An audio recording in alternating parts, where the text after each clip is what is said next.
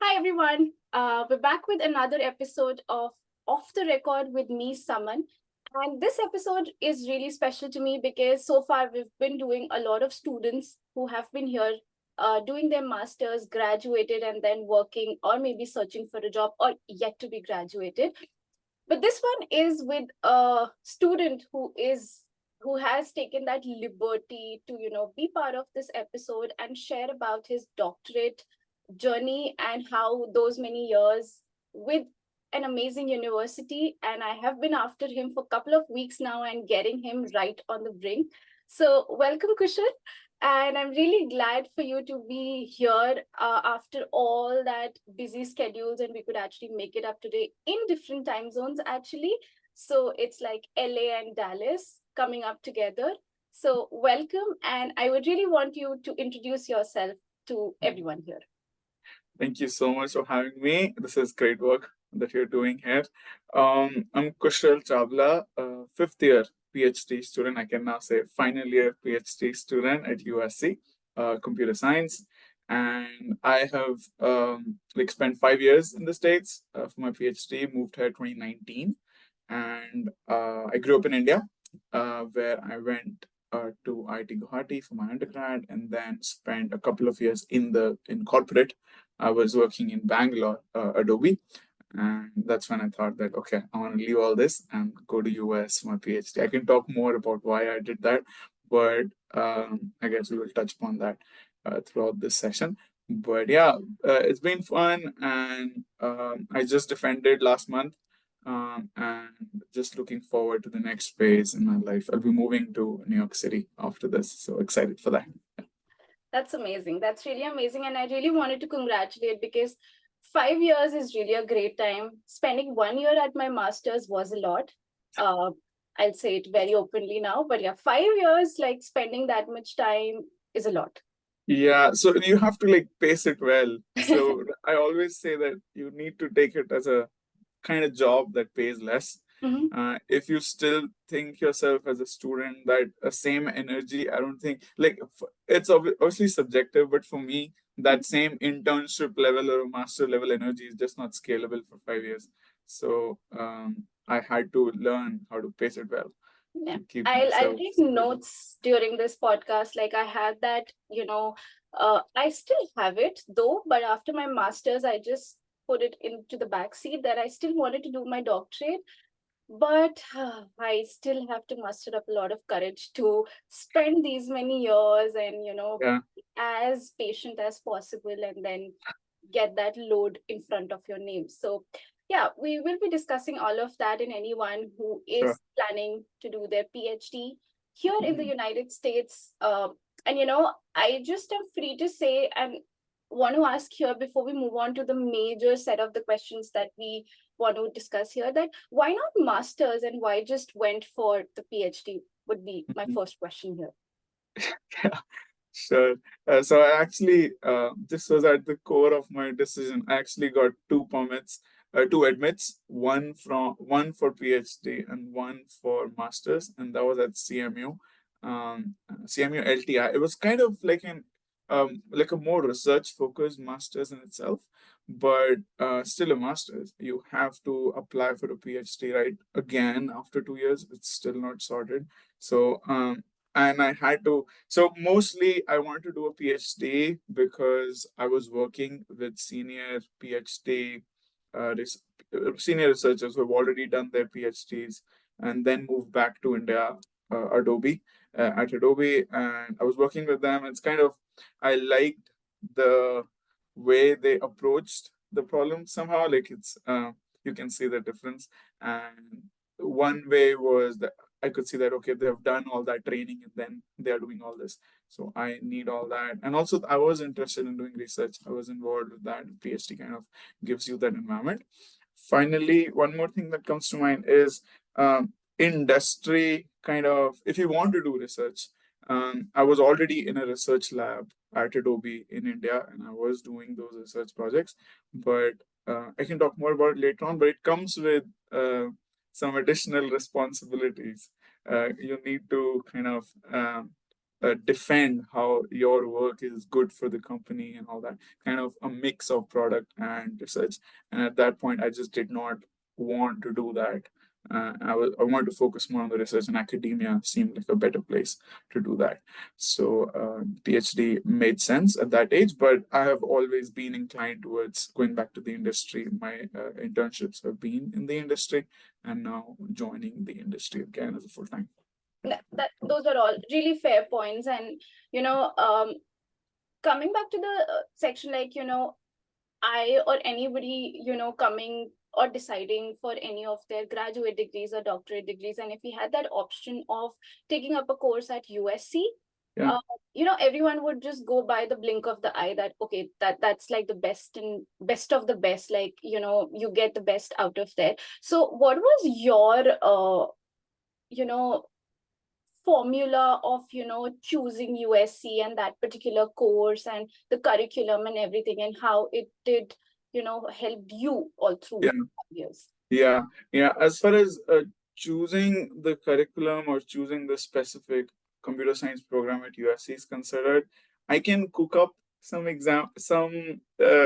good answer that, hey, high overlap with my interests and everything made sense. I talked to the professors and stuff, but that's not how it works essentially. So you apply to a whole range of universities.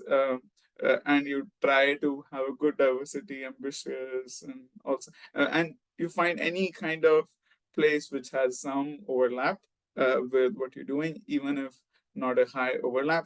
And then universities come back. In this case, I had two options, and I can really talk more about that decision. USC also gave a fellowship, so that comes with a little bit more money and a little bit more freedom than the standard RA or TA positions.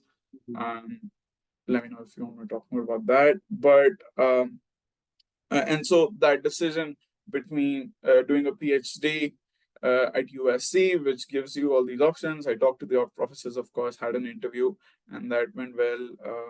It was they were very supportive, felt good. I actually was in 2019 in February, before joining USC, they gave me an admit, and I was just visiting US. Adobe sent me for some conference, and by that time the in admit had come in. So I actually visited Los Angeles and spent one day at USC. Usually they have visit days for PhD students, but I could not come during that day. But I had a private visit day, I guess you can say, and it was very nice to meet the team. So and the lab group. So that was good, and so I chose this instead of a master's that would lead up to a PhD later on, that may or may not. And I've seen cases where that can also be stressful because it's not guaranteed. If you know, the advice that I got at that point was, if you know that you want to do a PhD, just go for it directly. And there are always like options of mastering out later on. I can talk more if that's of interest. So I know, like, you mentioned about the TA and RA thing, the fellowship side. So if you want to elaborate more on that end, because that helped you choose this one. So Yeah. we wanted to know more. What was Yeah. your perspective? Sure. So there are three kinds of ways in which you can get funded as a PhD student, standard ways, I guess. One is research assistantship, RA-ship, and that's where your advisor's lab group is paying for your stipend. So the stipend is more or less the same between these three categories. For fellowship, it's a bit higher, but the difference is what's the source of that money. So in an RA-ship, your lab and your advisor, they pay for it. They have got funding grants from some other institutes like NSF or DARPA, and they would be paying for the money. For TA-ship, that's a teaching, you're acting as a teaching assistant. You will be helping out with a professor to conduct a course, maybe take office hours and create those exams, and then also check those exams and stuff like that, or maybe take lectures. And in those cases, the university pays you the stipend because you're helping conduct these courses. And the third is fellowship, which also comes, in my case, comes from different sources, but in my case came from the school itself. A different department is called Annenberg Fellowship, so it came from some communication department. And so it kind of comes with a little bit more money than RA and TA, and also some more freedom, because you are not being paid by your advisor. You can choose to, if things don't work out between you two for the first year or so, you can choose to change advisors, because you're just like being paid guaranteed payment from the school rather than the advisor. So you can move around a lot. There's more freedom. I did not do that, but if things are not going that well and you decide to move around, you can. It's easier on a fellowship. Those are three options. Okay. And yeah. You get to like choose between the three options, or is it like depending on your profile, depending on Yeah. how your entire package, has been selected as part of the university, it's they give you automatically? Like, just wanting to know that. Right. Good question. So for a subset of students, when they admit the students, for a subset of them, they offer fellowships that, okay, you look like a good candidate, and we would also offer you fellowship and give you the some of the freedom that comes with it.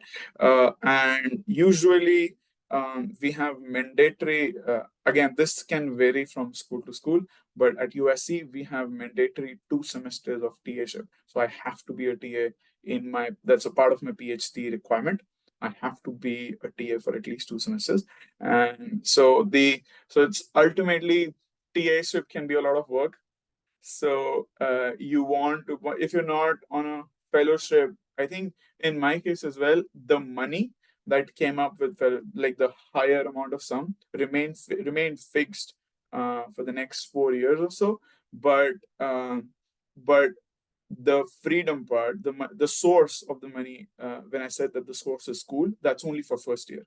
So the school kind of only covers the difference from the second year. So, but usually you want to be on RA-ship or fellowship as much as you can, because that potentially comes with lesser additional jobs. And that can also depend on what kind of funding source your lab goes for. So some variations over there as well. But in my case, I was extremely lucky. As an RA-ship, a lab was kind of well funded.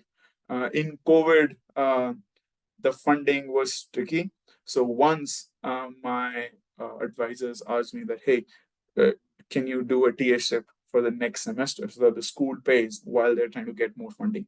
And so this is like a conversation with the advisors, but I had to do it anyway. Like at least 2 semesters I have to do anyway. So it kind of worked out. But apart from all that, you would want to be on RA-ship. In my case, RA-ship came with no additional responsibilities. That depends on the funding source. Yeah. I could just focus on my research. But in some cases, RA-ship can come with additional software engineering work. They're trying to like compete in some competitions, and so that the funding continues in the future. So it depends on where you are, basically. Okay. So just wanting to like clear the air here. So, like a few set of folks get that fellowship initially with their, like when they get the offer letter.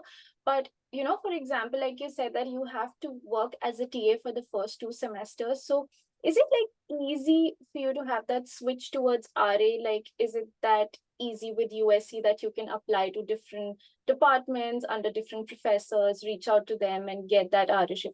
And also, for that matter, if you're working under one department, like you're tagged under one department, can you still be an RA for a different professor under a different department? Like, is that do you have anything around this? If not, then also it's fine. Yeah. First of all, one clarification. You don't have to be the TA for first 2 semesters. You need to, from the PhD requirements perspective, you need to be a TA for at least 2 semesters throughout your PhD. It usually you get when you get hired as a PhD student, there is some advisor who wants to take you, and they plan out their funding. They say that, okay, I have funding for 2 students, and but so if I like 3 students, for one of them I can say that, okay, let's try for fellowship for this guy because I can only fund 2 on my RShip funds. But usually advisors plan that out and they hire students in such a way that they can like fund them through RShip.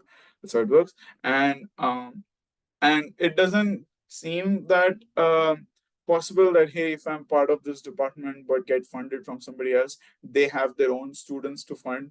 So that seems not seems tricky. But there are like co-advising situations happening all the time. Even I am co-advised. I was like, I have 2 advisors, but they are in the same lab. But it's possible for people to be co-advised for from like 2 advisors in different lab groups, and maybe they manage their funding together. I don't know how that works, but it's possible that they both fund that guy. And also, it's in some cases, I think they also have like a primary advisor who funds them, and then the secondary advisor kind of um, like Got just it, got it. So it's like you have to be lucky to land up under the department or the advisor which are being funded well, like all uh, through it, or you switch it up as a TA in that course so that at least till the time they manage the funding, you still get paid under the college. yeah, yeah. I mean, I would not say lucky because these are the only ways you would get the admission. So if every advisor would have their own budget, from what I know, that, hey, I can fund 2 students, and so okay, I'm giving admits to these 2 guys or something, these 2 folks, something like that. So these are the only 2 ways. But and in when you've joined in the future, you can or like it's possible that the advisor kind of hires a student because the advisor expects that they would get money from the next year, so they want the student to do TA-ship from the first year. I think all sorts of variations are possible, but the kids need to do 2 TA-ships, and in most of the cases it's a conversation between where your between your advisor and yourself, like where your research is. Like, do you want to like stop working on your, like giving less time to your research in the next semester and spend that time on TA-ship? Is this a good time or not?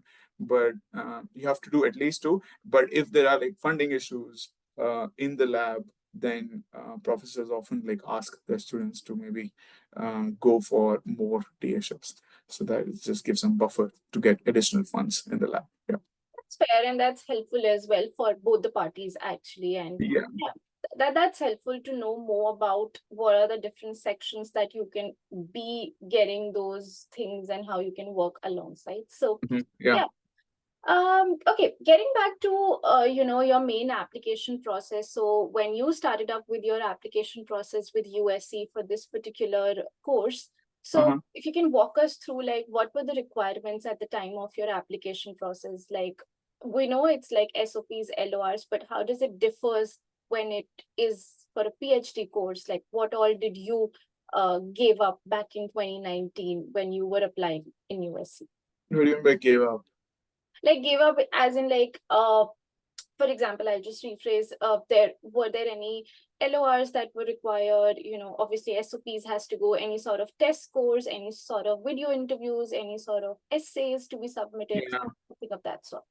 Yeah, I mean, all of that you mentioned actually, but I know that after like I had GRE, TOEFL, and everything Okay. with SOP, and you actually go down and look at the some professors who have overlap with you. So you need to mention that, hey, I've done this work, and then these are the 3 or 4 professors that have a good overlap with me. And so from the university's perspective, they kind of, I think in some cases, they also have like a literal field on the form that where you mention that, hey, these are the 3 professors I'm interested in, and they redirect your application to those professors, and then they can take a call whether uh, rejecting or accepting or asking you for an interview. In most cases, they do some sort of interviews with the students. So yeah, you just look at the kind of overlap, that you have, research work that is happening, and then you apply based on that. But just to say, this is very old information. I want to say this is very old information. 2019, COVID happened, right? Lots of many things have changed. Don't rely on this. But by far, like, do you know, like, by any chance, if you know at least the range, like what sort of range they need as part of GRE or TOEFL that they require when you apply for the PhD course? I do not remember, but I think usually, from what I have learned all these years, these are more of like there's a minimum bar which they would care about. I don't know what the number is, but once that is met, I don't think any further score helps your case. It's, again, comes down to your overlap and what's the fit, how they think that your profile fits with what they want to do with the money Yeah. that they have. Yeah. That's fair. And I guess probably since 2019, maybe things would have changed at USC with the scores and everything. So probably Yeah. a good fit would be to reach out on the website. Anyone who is watching it here to, go up to the website and see what for different programs they would need the test scores for. Yeah. Moving ahead, like you mentioned, like there were a couple of instances where you, if by any chance input any professor's name, that you and him or her have an overlap with the work. So, had you gone through any video interviews or anything of that sort? Yeah. So I at USC, um, I had a video just like this, like a virtual interview with my professor, and I was in fact her first PhD student. So she kind of grilled me on who I am, where I come from, my background and stuff, and she seemed interested. So she mentioned that we are trying to apply for a fellowship for you as well at USC. And so yeah, so there was an interview, and then when I came to US, I met all of them in person. So I had so that day involved some guided tours from current students on campus. That hey, this is what we have on campus at USC. It is very nice, and then some lunch and meetings and sessions with the existing with the current PhD students at that point and advisors as well. Yeah, so it kind of an interview. Yeah. Yeah, that's fair, I guess, getting to know who is coming Yeah. and is working under you and knowing more about the uh, projects that they have done in the Yeah. past and, matching up with the wavelength. Yeah. Yeah, that's completely. In Just want to add, the in-person visit was after getting the admit. Yeah. So in-person visit is mostly for the student that hey, Mhm. this looks like a good space for yourself. They don't like grill you that much in person. They're just trying to know you, I guess. Yeah. So it's And post. it's anyways, you have to spend like many years under them. So it's better to be friends and, have that healthy relationship rather than grilling would not work for another 4-5 years. Yeah, I mean, it's a longer commitment than a master's, right? So Yeah. apart from just the work, or overlap, lab environment matters a lot, I think, and how supportive they are. These are like these two, like I was co-advised, as I mentioned. These two guys um, were like academic parents, and so it was very very nice, always very cooperative. And I can give instances where they were actually super cooperative and helpful when I was struggling with something. And then yeah, so I mean, even the students as well seem very helpful. So along with like lab environment, I think even stuff like which city it is matters, because like you're there, it's 5 years of your life. You would So want how to was your city experience? Just going off the roads now. Just how, because this is like one thing, like when we prep up for our degree programs and when we move to a different country, one thing that we go about is what we talked about, the curriculum and the process and everything. Obviously, we yeah. know more about the the aids and finances shortly. But Yeah. the next thing that we go about is, okay, what city is the college in? Like, how welcoming the city is, how it's open to job opportunities, and LA seems to be really fun. So, what was your perspective there? Yeah. Yeah. LA is a great place to be, a very good choice, like city-wise. I mean, I think compared to the other option that I had, Pittsburgh, I think I made a good decision on that part. Uh, Totally, totally. weather-wise, amazing. But overall, of course, California is great, but it can be very overwhelming in the beginning because you have so much to figure out. I think every student Yeah, might have said the same thing. And even for you, I guess, I don't know, but it can be like extremely overwhelming. So you don't worry about the city aspect, but just try to like set things up early on. Bank account, there's so much to figure out.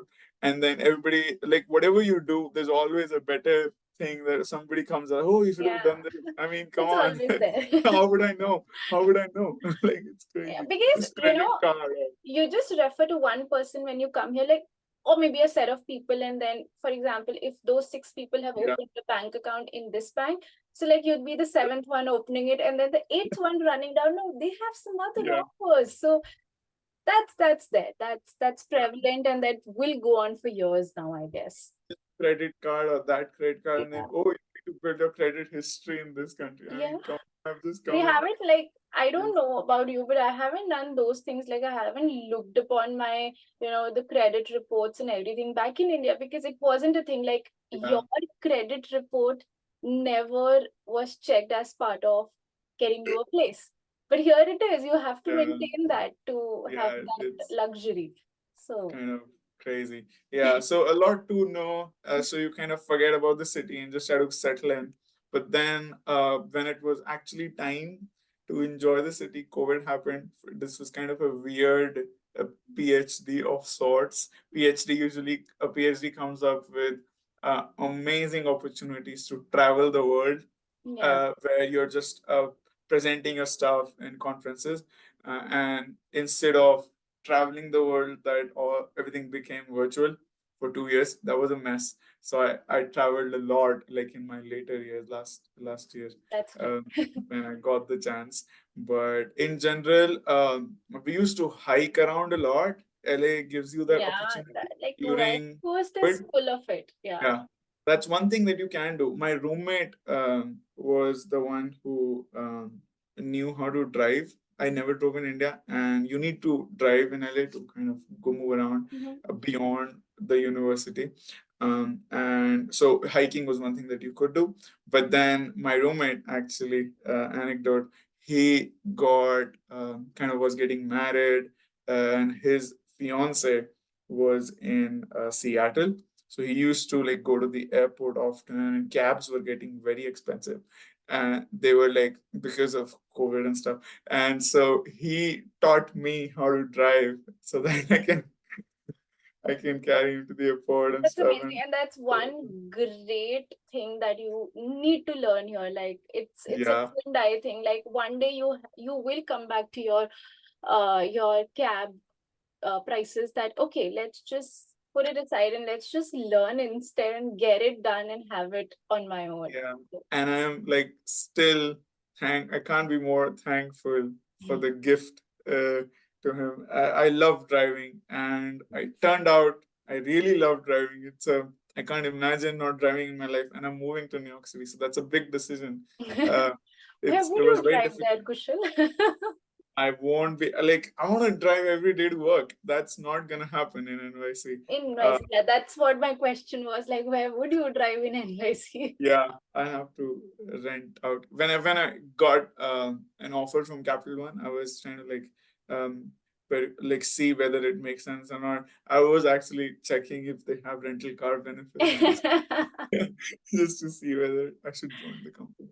I still That's don't amazing. know if So, they do. yeah, But yeah, but the city life was I could enjoy it once I got the car. I had a car for 1.5 years here, and it was that's amazing. perfect.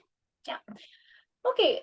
So coming back to the major questionnaire, and we had like a good discussion on the car thing, but let's see how you get that love for driving back in New York City. So I would really catch up on that one. So yeah, the one thing that I wanted to ask here is because you did your undergrad and then worked up in India and had that experience into the industry as well, and then you decided to move for your PhD. So anything that you wanted to talk about that you prepped up at that time, like back in 2019, that you think that those were a couple of preps that I did before coming for my doctorate? So anything of that sort you wanted to share? Um, uh, Preparation wise, nothing specific comes to mind, but I mean, it's mostly the advice that you get from senior folks, that how they managed at Adobe. In my team itself, there were so many senior researchers who actually did their PhDs in US, and so I had I arranged separate one-on-ones with all of them, that hey, what advice do you have for me, PhD, and how do you think I should plan out my 5 years? But then, like, the best advice that I got was just go there and see. I mean, everyone's journey is so different. You will have your own issues when you reach here, and you will have to figure out how to deal with them. And I actually did have unique issues which I had to deal with. And I can talk more whenever it's the right time. That's fair. That's totally fair. We will be picking up on that as well. Yeah.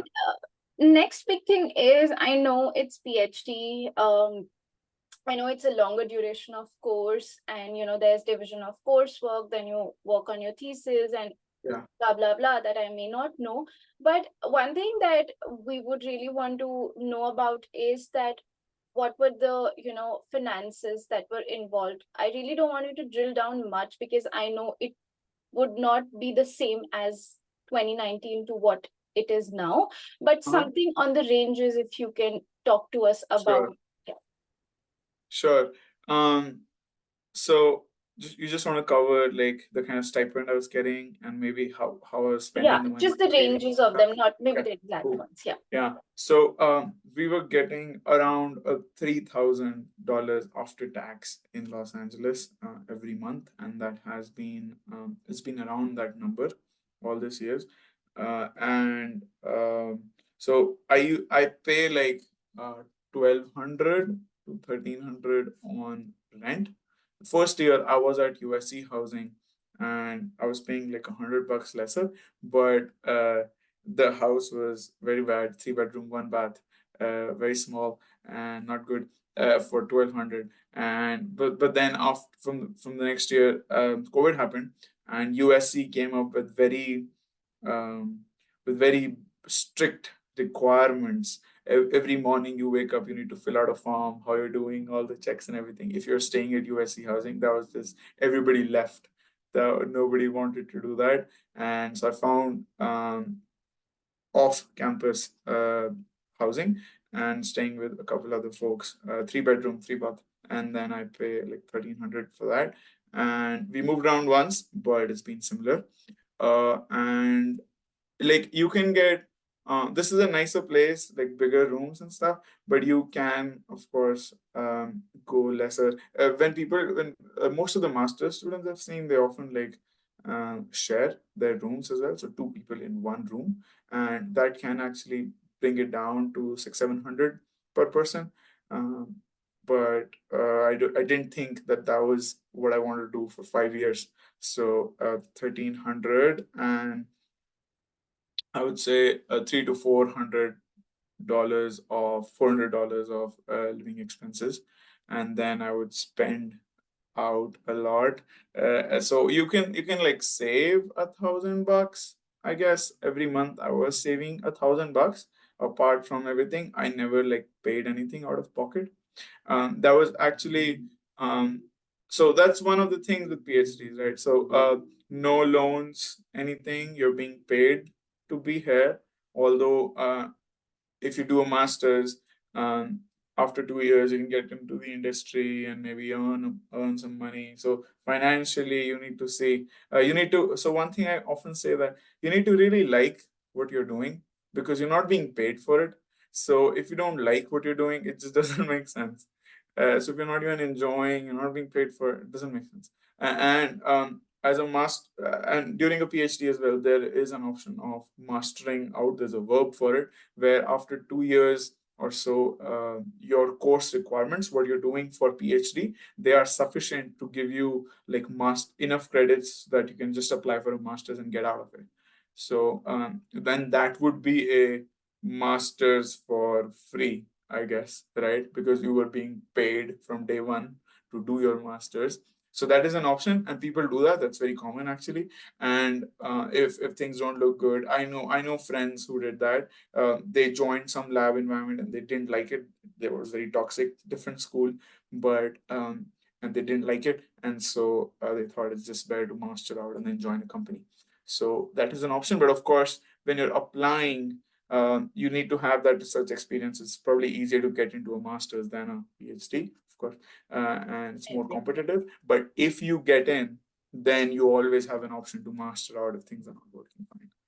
Right. Um, That's completely yeah, fair. And that's like the best part about the doctorate degrees is, you don't have to put anything out from your pockets. It's basically the work that you do is actually pays up for you. Like it should actually, because the only commitment that you have is the number of years. That's it that you're giving up.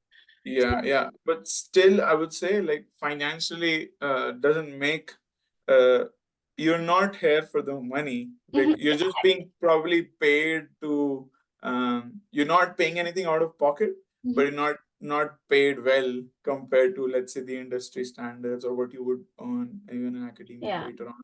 So there's a trade-off there. You need to figure it Fair, out. yeah, Right? fair. That's completely fair.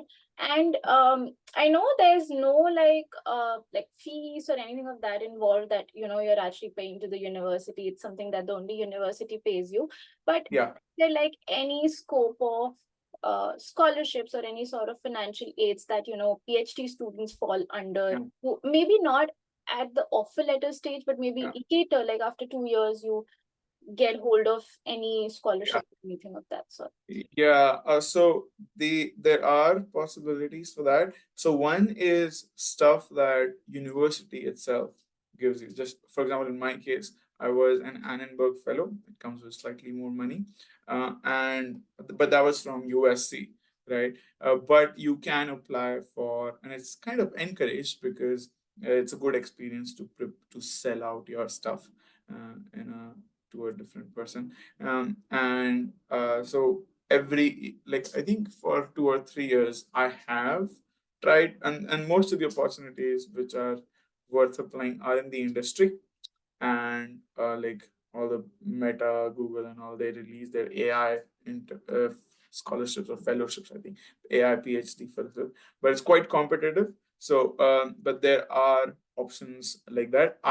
The max that I could do was I was a finalist for Meta in the last year. So that means that I got an email that, hey, congratulations, you're the finalist, but you have not won, but you are the finalist for Meta AI Fellowship. I was sad. Like, I mean, it doesn't come with any money. Who cares? And they were like, okay, we will put your name on a blog. Okay, good to have, but I would have liked some more money. But yeah, so there are some options, quite competitive, so you can't rely on that. But it does come with some more money, and of course, I think a bigger advantage is more networking. So often these come with opportunities to interact with the team. You can also like do internships with those teams and these companies, and they also give you free funds to travel for conferences and all that. Nice, nice. So it comes with nice perks. So worth applying as an experience as well, but quite competitive. Okay. Like you mentioned, like from the initial time that you were part of couple of conferences as well that you traveled for, like any conferences, like any that stood out for you, like you want to talk about just one or two. Sure.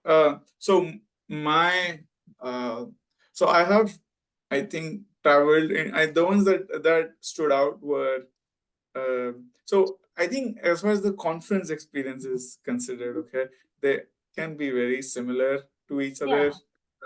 Yeah. One that stood out as far as the conference Hmm. experience again is Yeah. considered is one in ACL 2023, Association for Computation Linguistics 2023 in Toronto, Canada, Oh, nice. where Traveled? Wow. instead of presenting a paper, Uh-huh. I was a program chair for a workshop. So we organized a workshop where other people submitted their papers and we kind of did the whole review. So I was like organizing it for the past year. I got the sponsorship and funding. So it was like close to my heart and a new experience where you are on the other side of the table. So you get a lot more networking. Yeah. You interact with you invite those speakers and panels. You have panel sessions and you kind of Yeah. interact with those esteemed folks in the community as well. And So that's that was, amazing. And then you head on to a different country and then you actually meet up, a lot of folks there, like-minded folks out there as well. And obviously, yeah. uh, But the apart from that, just to mention that, just to complete, this was from the conference perspective. But as I said, conferences can be quite similar. Mhm. The thing that most stood out was from the country perspective. One conference was in Croatia, and I was in Dubrovnik, which was the place where they shot King's Landing in Game of Thrones. A very pretty city. Yeah. I had a I had a few days for Switzerland as well, my first trip to Europe. So that's the one that I would rank higher than the one where I organized a workshop. That was the peak of my career, but I would rank the other one higher. Yeah. I agree. Like the experiences would be different because, you have PhD candidates and at different levels from every country. So you being part of USC and then traveling to maybe Canada or to Croatia for that matter, and you get like a lot of more perspectives. And as you said, networking is key. You don't know where, Yeah. with whom, how things can actually go. Yeah, talking to people Yes. is, and early on as well, like my advisors. So I used to have some worries that, hey, whatever I'm working on, there's not a lot of community in that space at USC. And my advisors kind of um, mentioned that people find their community across the world during their PhD. You meet people even in other universities as well, and you might find people who have similar interests in other places as well. Nothing to worry about. And that's exactly what happened. Like, I got in touch, and that has resulted in a number of additional collaborations with external universities throughout these 5 years. So very grateful for all the networking aspects. Yeah. I agree because with all these years and with all these episodes that I've done, what I've heard, the maximum is, networking is the key here. Yeah. Uh, that's the next step to every good time. So it's best Yeah. that you have that networking capabilities. If not, try to have it as soon as possible because that works the best here. Like that Mhm. works the quickest Yeah. here, actually, in that matter. So, I know we've talked about a lot about your course, the scholarships, the different layers of how you can be part of the course, and the finances division, everything. So, I guess we have covered everything before, you get that offer letter and you move to the next stage of acquiring that US visa, that F1 visa you acquire to come here. So I know 2019 would not fetch a lot of experiences because things really went downhill with a lot of lesser appointments and a lot of people not getting it. So how was your experience back in 2019 with your visa thing for Um, USC? Yeah, for me, it was kind of smooth. Nothing interesting to say there. My application went through, like, you have to be proactive to start the things at a good time. And it also depends on when you get the admit. In my case, I got it very early, like January, February timeframe. So I could start the application in India. And I think it took a couple months, but I went to Chennai and I got the appointment easily. So it was smooth for me. The visa application was not an issue, but this is something that, like, even though that was smooth, this is what we've signed up for in our life, right? So gonna, Yeah, this is going to be the constant thing on our minds. yeah. So let's see. And very recently, when I was actually renewing my visa, Okay. um, in India. It was like 5 years over. I got the visa for 5 years, and Mhm. that's probably mostly enough. And even from what I know, even the folks who come here for masters, they also get 5 years, right? But that's enough for them to do 2 years of masters and 3 years of OPT. Yeah. As a PhD student, that's not. So I renewed my visa early this year, and I was stuck in India because the passport just got delayed. Yeah. I called them and I was like, "Hey, where is? I've booked my flight. It's in 2 weeks. Where is the passport?" And they're like, "We don't care. You should not have booked the flight. Yeah. We'll give it on our own time." That was the response. So, Like really like you scared, feel like helpless. yeah, Yeah, you feel really helpless. scared. Like I'm also visiting India. Like I came in fall 2022, so I'd be heading home this year. And I'm Uh, really scared. Like I'm heading home during December, and yeah, I have to come back in January. So I'm not sure how things would actually function at the holiday period because I've seen yeah, really nasty experiences of people this year that actually they had to sit extra 2 weeks in India yeah. because they did not Same get for me. that. Same Yeah. for me. I was giving my job interviews at that point, and I had interviews scheduled, assuming that I would be back in US, and I didn't want to like cancel them. Yeah. So those 2 weeks, I was literally on US time. I worked with my family was so supportive. I used to have dinner when they are having breakfast, and then we had different menus and stuff. I could not have done I without know them, but it's I it's was on difficult. PhD schedule from India. Yes. Oh yeah, oh my God. PhD schedule is really Yeah, difficult to manage back from India. Yeah. almost opposite. Yeah, I did that for 2 weeks, but then the passport came in, so that was good. Yeah. Yeah, it's really difficult. Like I know it would have been a smoother process back in 2019. But just one question on your visa application. I know that every other detail goes about the same. But as a PhD student, I know like what we discussed that there is no such fees thing. So what are you actually like showing up in the finances section when you go for that visa interview? Like what is that, what you talk about? Yeah, yeah. As a PhD student, that part is extremely easy because you say that, hey, I've got this I-20 from the university, and the I-20 says that, hey, we are paying total expenses for 1 year, 74K, and the university pays 74K for on the student $0. So it kind of shows explicitly that they will cover your finances, so you can just show that. But along with that, I think I showed some bank account statements that I have from working at Adobe for those 2 years, and I also showed connections to India. um, and you need to have all those Yeah. finances set up. Yeah, That's for sure has to be there. So yeah, I yeah, just wanted to touch upon that point that if anyone has that, thing like what do we because as master student, we usually show those finances section. yeah, We have to yeah. double it up and show it that we could survive those many years. But yeah, Mhm. that's thanks for sharing Kind that. of easier for PhD Yeah, it's students. very easier. Like you would say, can you please check the I-20 and the note? So Yeah, yeah, that works yeah. perfectly for you folks. Yeah. Okay, so coming back, like usually the visa thing is like the biggest elephant of the room when we talk Mhm. about in the previous episodes with master's students because Oh, we really? show Okay. those things a lot, and then Yeah. people coming after COVID, it's a thing to get appointments and all those Mm. places and everything. So it's Yeah. really like tackling the elephant in the room. Mm-hmm. So moving ahead, I guess we are good to move from the college and the visa part. And obviously, we're done now. We're almost close to the finish line here of getting that degree done. So, first of all, I just wanted to like let the folks know from you as well, like because I just was skimming through your LinkedIn profile and I could see one of the internship back in Singapore.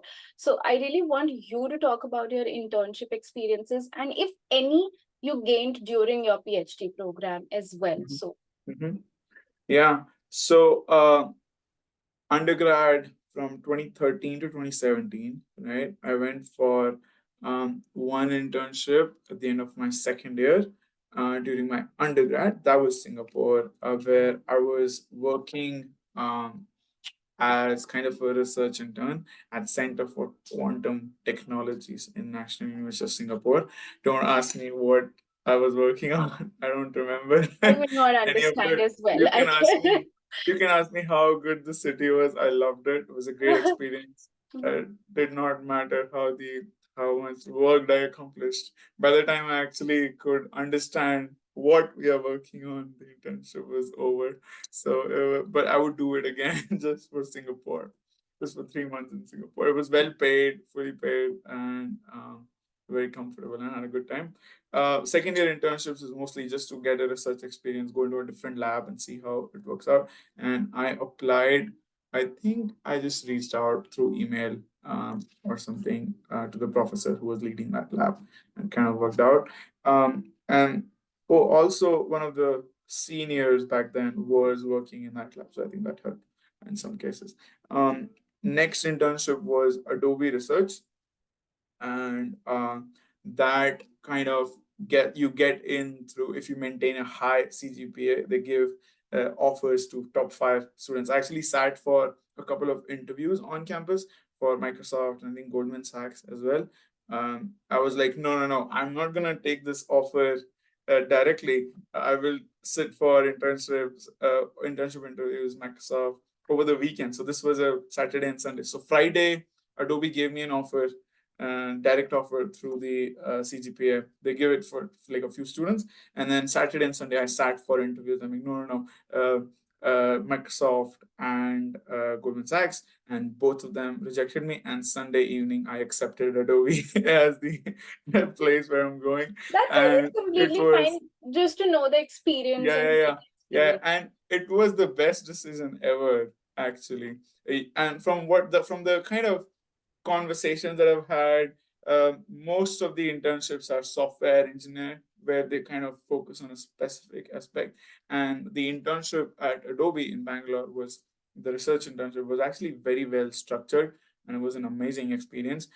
So much so that I fought almost fought with my family. My family had some awareness about masters in US, and at that point 2017 they were like, okay, apply for masters, go to US. And my brothers, his friends had done that, and they were like very happy and everything. Oh, masters, and doing great, having great jobs. My brother is like 3 years older, so they were like, okay, do this. But then I had to like fight with my family that hey, Adobe has given me a full-time offer and I would join them. I don't care. So and I was there for 2 years, and Adobe was kind of like a master's for me. Usually people use masters as a way to decide whether they want to do a PhD or not. And so those 2 years were like we were deciding. Most of the people uh, so during Adobe, like during that time, they hire junior associates, BTech graduates who work with senior researchers at that point, and most of the folks they kind of tend to decide on higher studies that what they want to do, either masters or PhD. I applied mostly for a PhD, and it's kind of very common to do in that setup. And then after joining PhD, my first internship was with Amazon, and that was the team sits in Sunnyvale. It was very close to kind of what I was involved with at USC in building dialogue systems. It's kind of the space like conversational assistants. I was working in the Alexa team there, and the goal was to kind of was very interesting actually build more natural how to have more natural conversations with Alexa in the future when an assistant is a part of a multi-party meeting setup. So it was very interesting. And the second one, actually, I should also talk about this. Might be helpful. So for the for research internships, usually the goal is to kind of get a good research experience, but also try and publish some of that work in some conference. You pick a problem which is kind of doable. Usually, it's not.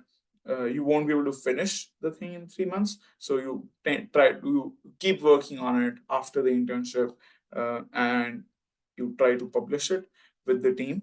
That's the goal. It did not work out with Amazon, and I want to talk about that because I think the core reason for that was there was a less of a so the problem that we picked up was not central to the agendas of the team that was like my mentors at Amazon. And so I think there was a lesser support from the team. It was as if I am just working on something myself on a weekend apart from my PhD work when I was back after the internship. So that just did not scale up.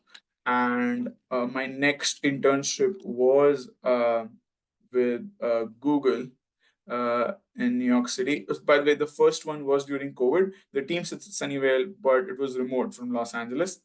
Um, and The second one was Google NYC, and that was in person 2022, summer 2022. And then again, working in something similar, dialogue systems. And I got a great support from the team even after the internship. Very good experience, of course. And I was actually also a part time employee at Google just so that I can get like in the fall semester after my summer internship, so that I can, that's something which is a possibility, so that I can get access to the internal resources and I can like finish the work.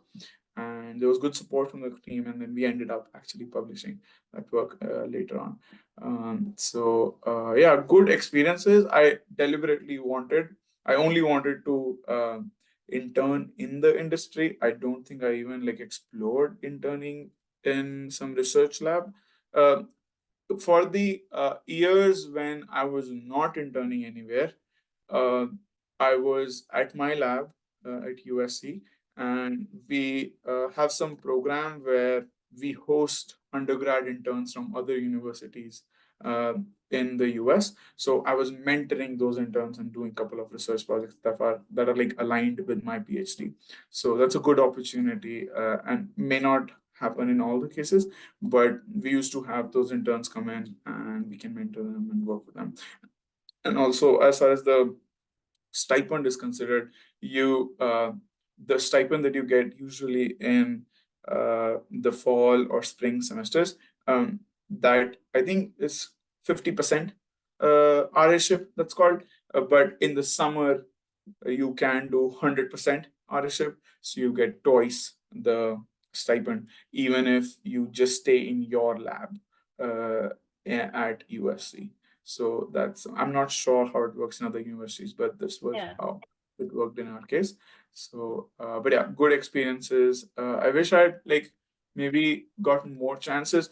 One in the last year, 2023, I did not go out for internship. The thought process there was that I was actually trying for some internship, but they were like so far from what I was doing at USC. So, and the job market was tricky, layoffs happening, everything. And you know, people who, even if you have an internship, and there was no guarantee for a conversion offer and stuff after the internship, the things were very uncertain. So it would be like I am giving these 3 months with the company, and it's very likely that I won't even get an offer afterwards. And the work that I'm doing is also not like helping me make any progress in a PhD. So it just did not make sense to do that. Instead, I stayed in my lab, mentored some students. I had a meeting with my advisors before the summer that, hey, what projects can we do so that I can get out of here quickly? And we focused on those projects in the summer, and kind of Yeah, worked and I out. guess 2023 was majorly for you, like obviously the job market was thin, but also to, cover up with your, like, uh, I'm just skipping on that term, but more of your write up that you're all ready to, submit. Mhm. I'm just missing out on that Like word. the dissertation, you mean? Dissertation, yeah, Yeah, yeah. yeah. So, it's more of, focusing on those things as Yeah, well. yeah, so right after summer, I did my thesis proposal. That's like the stage before your thesis defense. Thesis proposal is like you say, I've done this work in these last 4 years, and these one or two projects are remaining. I'll do this and then I'll get out of here. Are you okay with that? You say that in a 45-minute presentation to a committee of five professors, 4 or 5, Mhm. and they were okay with it. So you give it the next year. You try to just finish those projects and do your defense. So it kind of worked out. I used the project that I started in the summer for my proposal, and worked out in that sense. Yeah. So, that there was amazing, like a platter of internships that you have done with amazing companies, and a lot of experience has been gained from there. So, because we've touched base a little bit on the job market as well, and I know you are employed now, you would be starting soon in a month. But how was your job experience, with the market and with the market now and last year? How was your experience with that? And with you being part of Capital One from next month, like next to next month, how was your Yeah. experience with that? Yeah, yeah. So things were still tricky early this year, although things are getting better, but still tricky. Less in many cases, they're very very weird situations. Like in some cases, either they need somebody right now, so just join tomorrow, immediate, because they have all the push from large language models, ChatGPT, and how they're doing this kind of scaling up their teams. We want you to join tomorrow, but that just doesn't work for me. Like I have my defense to do. I have to write my dissertation. I didn't even start on that till that point, and so that mentality that right away join right away, that didn't work. And then on the other end of the spectrum, there were some teams who were like, okay, if we have a hiring freeze. So I actually reached out to my mentors from those internships, and it's uh, mostly comes down to networking, as we discussed, right? So I reached out to those mentors, and either there was a hiring freeze or no options, and that specific team is not hiring. So it was a struggle, because where you worked, that's your core kind of connection, but that didn't work out. So the primary thing that I had to do was expand the scope of companies that I'm looking for, and for Capital One, this was also through a referral from some professor at USC. There's someone who used to lead a lab at USC, like a big lab with many smaller subgroups at USC, and he moved to Amazon, and then he moved to Capital One. So he's at Capital One leading that AI group, which I'm joining now. So some connections there, although I never talked to that person, but I think that's how the referral got in. But yeah, so it's through the network that you try to exploit when the market situation is tricky, and you expand your scope. That hey, okay, not just the core tech companies, but there are options in other cases as well. There are other industries that are more stable. Capital One is one unique case where um, building those huge AI systems is kind of not as central to their business as for these other tech companies, but still there's something they want to incorporate. Uh, so that's the kind of team that I'm joining. So they still had opportunities. They were trying to build their team for build their research team.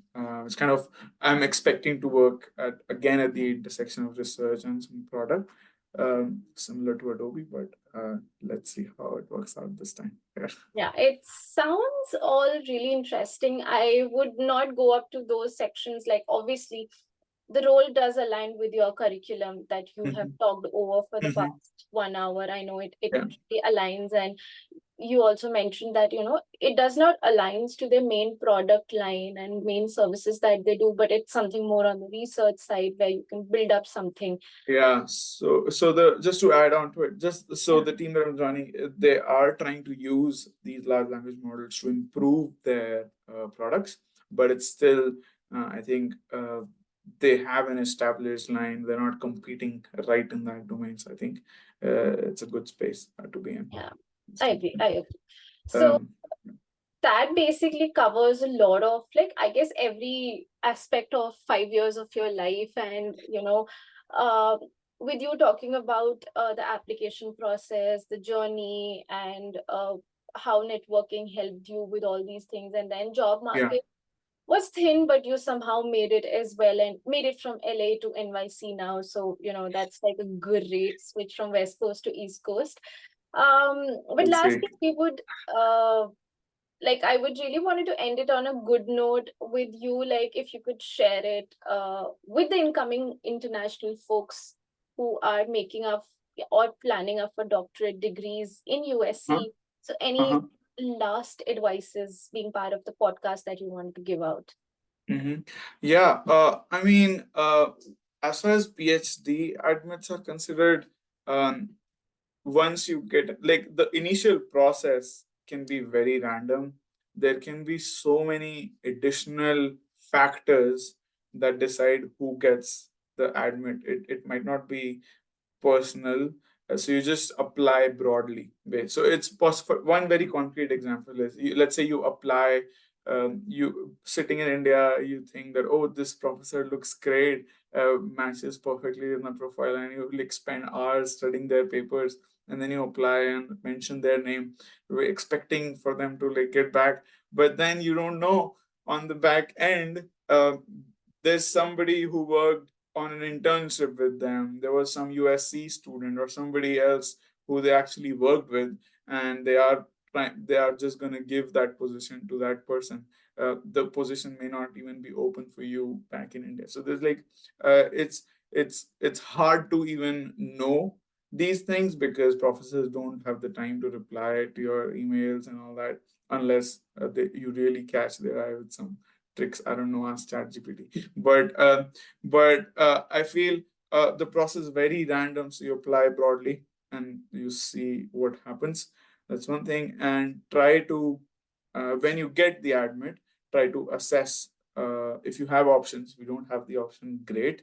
You're just going there. If you have an option, try to assess the lab environment. That matters a lot apart from the research overlap.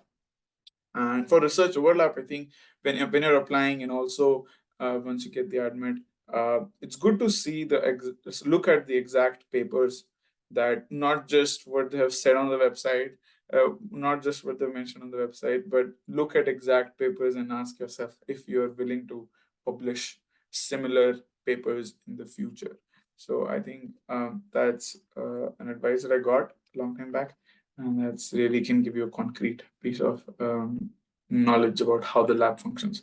Um, Along with that, advice, what else comes to mind? I guess PhD is something, as I mentioned, like it's a longer term commitment. So don't take, you really need to like it. Just want to reiterate that point and try to maintain a good work life balance just so that it is scalable, and also like engage with the local community. So it's there is a lot of things that I've seen in many cases. People just only interact with folks from their own culture, but I think you can miss out on a lot of the exposure. There are positives which you can take in from people from other parts of the world, and it ultimately also like broadens your mindset. Like I've like during COVID, for instance, like I've over here I've joined organizations at USC where I was working, where I was like interacting with people from all over the world, um, celebrating their festivals and stuff with them. And I've seen during COVID some of the folks in India being racist towards Chinese, for instance. And that is something that just doesn't come from you because you're celebrating Chinese New Year with them. It's kind of it kind of broadens your, gives you that exposure from different cultures. So I think that's something which is unique to US, and you should take that Yeah, attention. it is full of diversity. And Yes. um like like coming from India, like, we are not exposed to a lot of diversities when we sit Yeah. down in class. But here I was exposed to a lot of folks from different countries, different Yeah. cultures.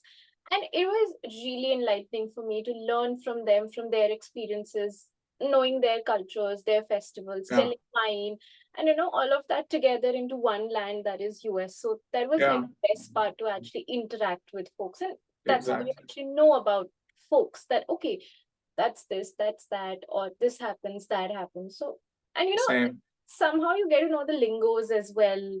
I know that's really fun. So, Yeah, it's really fun. And it's like, I think I'm not saying to like forget where you're coming from and stuff. Be grounded, but there's still a lot to learn. Even like simple things as registries during weddings. I love that concept. And also there is something called meal trains. Are you aware of that? So when let's say, are you aware of that? I guess I've heard it, but Yeah. not It's like, exactly. Yeah, yeah. so basically, uh, some of my friends had their kids recently, and like last few years, and there's a concept of meal trains where everybody, like the family, is already going through a lot. There's a lot for them to do, rather than disturbing them coming to their home. Everybody like signs up for meals. They would prepare meals, and for the next 2 weeks, they say, okay, Tuesday lunch from my side. I would prepare something and drop it to your place. Or I'll like, if you can't be there in person, yeah, like for Friday evening dinner on me, $30, a DoorDash from my side, a gift card from my side, and stuff like that. So people, like, these are very nice things to adopt. Actually, I think Mhm. there's a lot to learn from other cultures, which we should not lose out on. Yeah. Yeah. With that being said, everyone just learn cooking as well, because it's you who cook for yourself. Nobody else will come down and cook for Yeah, you. like I can give a very nice anecdote here. Like early on, my mother, like I had never cooked back in India. Like even Same here. Yeah. At Adobe, like we used to get food like in the office, and we India used is to usually order there, like on the weekends. you get food in your offices, like Yeah, it's there. Yeah. and then I used to order on the weekends, right? Over here, my mom gave me a spoon, okay, and then the same spoon. My mom had some spoon, and she gave me the same spoon, so that we used to say, okay, one and a half or one of I salt have and same. Oh my God. So when I got that spice box back from India, so yeah, wherever, like, because I used to get like recipes on WhatsApps, okay, so put this step 2, step 4, step 5. So yeah, it's everywhere written half tablespoon or 1 tablespoon. yeah, So she's given me that exact size. Like, yeah, just if this one full you put it, that is 1 tablespoon, and yeah, done and yeah. done. So yeah, I am in the same boat. Yeah, and then there is this transition. Like now, I feel that if you're like measuring how much salt would go in, that's a defeat. You should just like use your Pinch of hands. salt, yes. Yeah, yeah. You can And never, like, at times things go right with it, at times it doesn't, but it's yeah, okay. It's fine. yeah. Yeah. I love cooking, but I want to cook for like as a luxury, Yeah. not as a It's more of necessity. survival. Yeah, Definitely. not as a necessity, Yeah. but I like, I've been through phases. I've gone through like there was a phase where I was just taking meal kits from a restaurant, from a local Indian restaurant, Hmm. and uh, right now I'm in like, okay, let's focus on the fitness and everything. But when you're like taking food from outside, you cannot control what you're getting in. So I cook mostly in the meal prep phase right now, where I try Same to here. cook a batch. Still, So I like, it's been 6 months working after the student nice. life. still Nice. the meal prep thing, because I can't get that student life and the student rules, everything go off my life. It's still like Saturday, Sundays are like prepping up for the week. Yeah. So that's there. It will eventually go, I guess, when I'd be more, it's just you don't get the liberty of time when you start working. So you think it would, but you know, yeah, that's all in the back seat now. Anyways, you have to cook and you have to clean and you have to work. That's what Yeah. life cycle has Yeah, become. it's good to like engage because, and also like there's a lot of support. Mhm. There are other friends who have done this stuff like before you. I'm very fortunate. I have a huge network now from IIT Guwahati, who many of them have moved to US or in like uh, and then mostly in Bay Area or they keep like now I'm going for camping like next week and I had people to talk to. I just had calls and then they know all the Indian tricks for like get ready to eat poha and just add water, warm water to it and Yeah. it's all it's crazy, yeah. So You get yeah, there everything are here. people to talk to. I guess one advice is to like build a good network and stay Hmm. in touch with them. And people have They're your been only family here, actually, like apart from yeah, family. exactly. So, Yeah, exactly. Yeah. but yeah. But with that being said, we've shared like a lot of nooks here about and having a PhD student in reality who would be graduating soon. And I hope this helps everyone. This really has helped me a lot. And if I somewhere down the line pick up USC, you are still my go-to person in the future anytime. So Sure. All the best. it was yeah, it was really fortunate to have you here and share all those details, which we would have not gotten on the website or anything of that sort. Coming down from a student itself is really fortunate. So I Hmm. really want to thank you for making out this time and sharing all these details. So thank you so much. Thanks for having me. It was fun and good luck with the podcast moving Yeah, forward. Yeah. thank you, and thanks everyone, and stay tuned for the upcoming episodes as well. Bye.